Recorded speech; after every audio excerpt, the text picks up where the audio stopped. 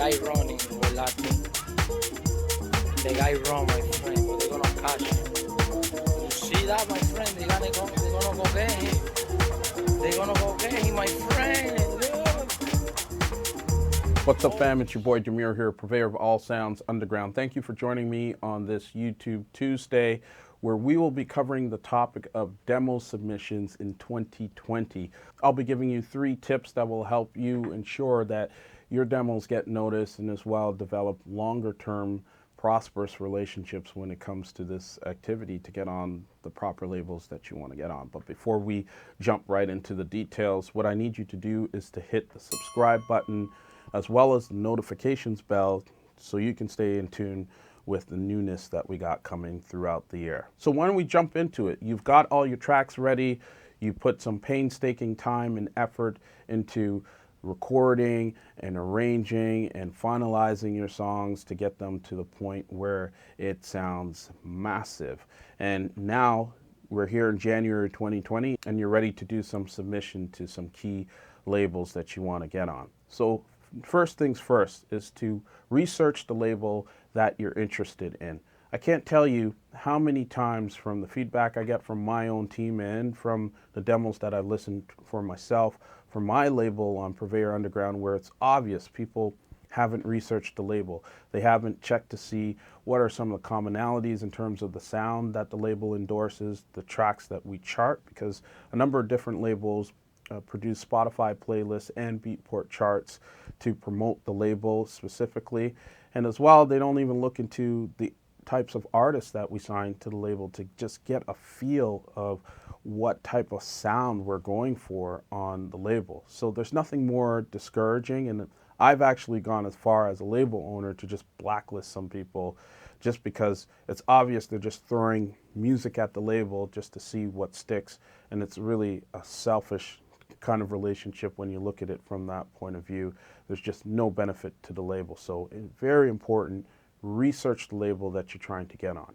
Tip number 2, make sure getting onto a specific label aligns with your overall goals. Some of you are doing this music stuff casually, others are doing this more professionally and making sure that they have music on key labels that represent their sound and also reflect where they're going in terms of their artistry, I should say that way, in terms of their artistry and career. So it's important to ask yourself that question. If I sign to this label, does it align with my goals? And not to sound pompous by any means, but for those of you who have been doing this a while, you know as well as I do, it doesn't make sense to sign to certain smaller labels that just won't give you the right exposure that you need. If you're just starting out, that's probably a better fit for you. But depending on where you are in your career, it's good to push yourself and say, yeah, I need to be on that larger label. I need to be doing key remixes for these types of labels to push myself forward as well as my artistry and exposure. All right, and the last tip is the act of sending random messages to the artist that owns the label or the label manager with a mix full of your tracks is just not the method of success. I'm telling you, that message gets ignored quickly. It goes straight to the trash because you haven't established any firm relationship. The other piece is that you just haven't gone through the protocols. So why should you have the benefit of sending this random message of a hour-long mix full of your own tracks that you are assuming that I, as the random recipient, will have time to listen to? Really, there's value in building the rapport and the relationship by going through the process, having some conversations, and just moving forward in that relationship. Now, there's a lot of you that will disagree with me and say, there's so much music out there and it's so easy to produce music. How do I stand out? And my simple answer to that is the quality of your music will be the thing that distinguishes you, because there is indeed so much volume.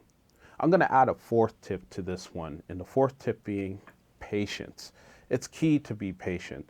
For those of you that have a manager, it's even easier to be patient. And what I mean by this is to simply set a target, a timeline in terms of how long you will leave a demo with a particular label. My threshold is generally about 2 to 3 weeks, and then we keep it moving. I'm not in the business of hounding people for feedback, wanting to know if they want to put my music out. I know my music is strong and where it stands for itself. And that's not an egocentrical thing. That is purely based around the fact that I'm very confident because of the amount of grit and effort I put into my music itself. I'll give you a story about Patience with respects to the Hot Creation, High Live and Dirty EP. Funny thing is, one of the songs on that record, Rawness Beat 3, which is also licensed to an Elro compilation, I believe, back in September 2019, that song, I made that a full, I want to say, year and a half before it actually got released. And I knew after I made it, it was a part of a package I originally put together for the Rawness Beats EP on Raw Authentic, Carlo Leo and Nathan Barato's label. And they passed on that song, so I said, okay, why don't I submit this to Hot Creations? It's different, it's rhythmic, I think it would be a good fit. So Jamie gets it. I don't know if he listens to all demos, but he came back personally to me and said, not a good fit. So I said, all right, cool, no problem. I didn't intentionally sit on it and say, yeah, you're going to take this and, and put it out later on. What I did was my manager and I packaged up a bunch of other songs, and that song just happened to be in the playlist. And he listened to it again and signed the thing like it was the first time he heard it. So this just goes back to my point on patience. Some music that you have is just not ready for the label, or I should say the label just isn't ready for it. It doesn't mean that it's bad, but what is critical is to have patience, because you can imagine if I given Jamie an improper response of, well, you don't know what the fuck you're talking about, this is so dope. You can imagine if that was my response, that none of my future music would be heard or considered in that label in the future. So the importance of patience, I cannot stress any further. So thank you for joining me again today on this YouTube Tuesday and checking out my videos. Thank you to all of my subscribers. It just keeps adding up, and I really and truly appreciate it. If you like this video, please, please, please hit subscribe and check out my other 2 videos over here. And don't forget to hit the notifications button as well. Peace.